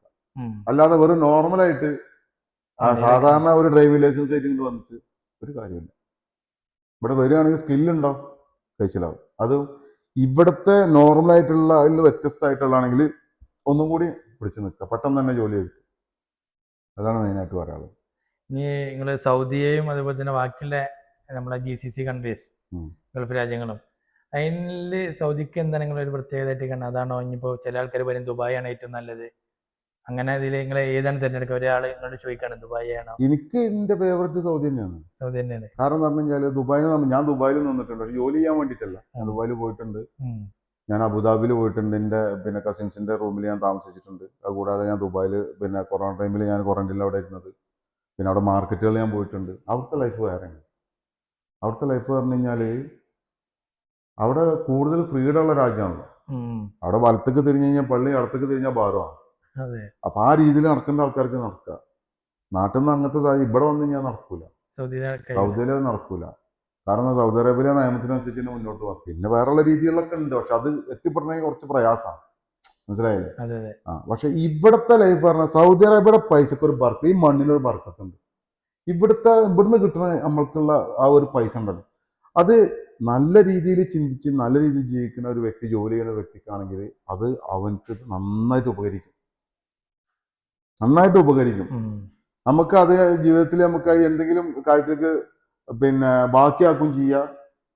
അപ്പൊ ഈ നമ്മളെ നാട്ടിലുള്ള ഇൽമ പറഞ്ഞു കൊടുക്കുന്ന ആലിമീങ്ങളുണ്ടല്ലോ, ഉസ്താദുമാരും മുത്താലിമികൾ ഉസ്താദുമാർക്ക് അവർക്ക് കുറഞ്ഞ ശമ്പളമാവും.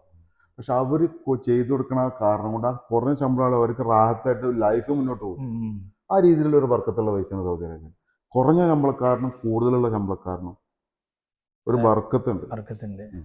അതാണ് സൗദി അറേബ്യനെ കുറിച്ച്. ഇനിയിപ്പോൾ ആര് വരികയാണെന്ന് വെച്ചാൽ സൗദി അറേബ്യയിലേക്ക് വരികയാണെങ്കിൽ ഞാൻ പോരേന്നാ പറയുള്ളൂ. കാരണം ഈ മണ്ണൊരു ബർക്കത്തുള്ള. പിന്നെ നമുക്ക് ഇപ്പം ജിദ്ദക്കാരെ സംബന്ധിച്ചിടത്തോളം ഏറ്റവും മെയിനായിട്ടുള്ള കാര്യം എന്ന് പറഞ്ഞു കഴിഞ്ഞാൽ എത്ര വലിയ സങ്കടം നമ്മുടെ മനസ്സിൽ വന്നാൽ എത്ര വലിയ ഇടങ്ങറുണ്ടെങ്കിലും ശരി നമ്മൾ ഓടിപ്പോണ സ്ഥലം മക്കത്തേക്കല്ല. ഇവരൊക്കെ മുന്നിൽ കൈ നിർത്തിയിട്ട് നമ്മളൊന്ന് പൊട്ടി കഴിഞ്ഞ് കഴിഞ്ഞാൽ നമ്മളെ സങ്കടങ്ങളൊക്കെ അവിടെ കഴിഞ്ഞാൽ അതിലും വലുതായിട്ട് നമുക്ക് ഉണ്ടാകിട്ടുള്ള അതൊരു വലിയൊരു അനുഗ്രഹം. 3/4 മണിക്കൂർ കൊണ്ട് അവിടെ എത്തിയില്ലേ, അത് വലിയൊരു അനുഗ്രഹമാണ്. എനിക്ക് ആമക്കൾ ഉണ്ടായിട്ടുണ്ടാകുന്നില്ല. 2 പെൺകുട്ടികളായപ്പോൾ പിന്നെ സ്വാഭാവികമായിട്ട് തന്നെ ഒരു കുടുംബത്തിൽ ഇങ്ങനെ ഒരു ചെറിയ പൊട്ടൽ ചീറ്റിലുണ്ടാകും. ഓളിഞ്ഞ് പെണ്ണിനെ പ്രസവിക്കുള്ളൂ, ഓൾക്ക് ആ രീതിയിൽ. പക്ഷെ ഒരാണിനും ഒരു പെണ്ണിനെയും കുട്ടികളെ തീരുമാനിക്കുന്നത് പുരുഷ ബീജത്തിൽ നിന്നാന്നുള്ളത് ഒരു ശാസ്ത്രീയപരമായിട്ട് പഠിച്ചൊരു മനുഷ്യനായ കാരണം എനിക്കത് ഉൾക്കൊള്ളാൻ പറ്റും. പക്ഷെ നമ്മള് സ്വാഭാവികമായിട്ട് മറ്റുള്ളവർക്ക് മനസ്സിലാവില്ല. കാരണം ഒരു ആൺകുട്ടിയായാലും പെൺകുട്ടിയായാലും തീരുമാനിക്കുന്നത് പുരുഷനാ. മനസ്സിലായില്ലേ? അതാണ് ശാസ്ത്രം. പക്ഷെ അത് മനസ്സിലാവുന്ന ഒരാളായ കാരണം കൊണ്ട് എനിക്ക് കുഴപ്പമുണ്ടാവില്ല. അപ്പൊ അങ്ങനത്തെ ഒരു ടോക്ക് ഇങ്ങനെ വന്നപ്പോ നമ്മള് പടച്ചോലും അള്ളാഹിന്റെ റസൂലും വിശ്വസിക്കുന്ന ആൾക്കാരല്ലേ. ഞാൻ അവിടെ പോയി പ്രാർത്ഥിച്ചതിനുള്ള ആ ഒരു കാര്യം എനിക്ക് ഉണ്ടായിട്ടുണ്ട് അത്രത്തോളം. അതാണ് ഞാൻ അത്രത്തോളം പറഞ്ഞത്. ഞാൻ ആ മക്കത്ത് പോയിട്ട് പ്രാർത്ഥിച്ചു. പിന്നെ അവള് വന്നിട്ട് ഇവിടുന്ന് മെയിനായിട്ട് തിരിച്ചു പോണ സമയത്ത് ദ്വാ ചെയ്തിട്ടും ഒക്കെ ആയിട്ട് അവരും പിന്നെ ഒരുപാട് പ്രാവശ്യം മക്കത്ത് കൊണ്ടുപോയിട്ടുണ്ട്, മദീനത്ത് കൊണ്ടുപോയിട്ടുണ്ട്. അപ്പൊ അത്രത്തോളം നമുക്ക് കടപ്പാടുള്ളൊരു ഭൂമിയാണത്.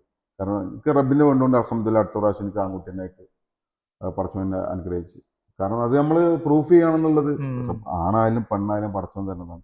എൻ്റെ അഭിപ്രായത്തിൽ പറഞ്ഞു കഴിഞ്ഞാൽ ഒരു കുടുംബത്തെ നോക്കാൻ ഇപ്പോഴത്തെ സിറ്റുവേഷനിൽ ആണുങ്ങളായാലും പെണ്ണുങ്ങളായാലും പറ്റും, ഒരു പ്രശ്നമില്ല. പക്ഷെ എന്താണ് ഒരു ടോക്ക് വരും ഫാമിലിയിൽ, അത് സ്വാഭാവികമായിട്ട് ഒരു ടെൻഷൻ ഉണ്ടാക്കുന്ന ഒരു കാര്യമാണ്. അത് അൽഹംദുലില്ലാ ആ മക്കത്ത് പോയിട്ട് ദുആ ചെയ്തതിനുള്ളൊരു കാര്യം തന്നെ, അത് വലിയൊരു ഖൈർ തന്നെയാണ്. അത് കൂടാതെ ഒരുപാട് കാര്യങ്ങൾ മനസ്സൊരുക്കിയിട്ട് പ്രാർത്ഥിച്ചു കഴിഞ്ഞാൽ അത് നമ്മൾ അവിടെ പോയിട്ട് പ്രാർത്ഥിച്ചു കഴിഞ്ഞാൽ അത് സാധിക്കും എന്നുള്ളൊരു വിശ്വാസക്കാരനാണ് ഞാൻ. അടിയുറച്ച് വിശ്വസിക്കുന്ന ഒരു മനുഷ്യനാണ്. അത് കാരണം കൊണ്ട് ഈ മണ്ണിലേക്ക് വരാൻ ആര് തയ്യാറായോ അവരോട് ഞാൻ വരാൻ പറയും.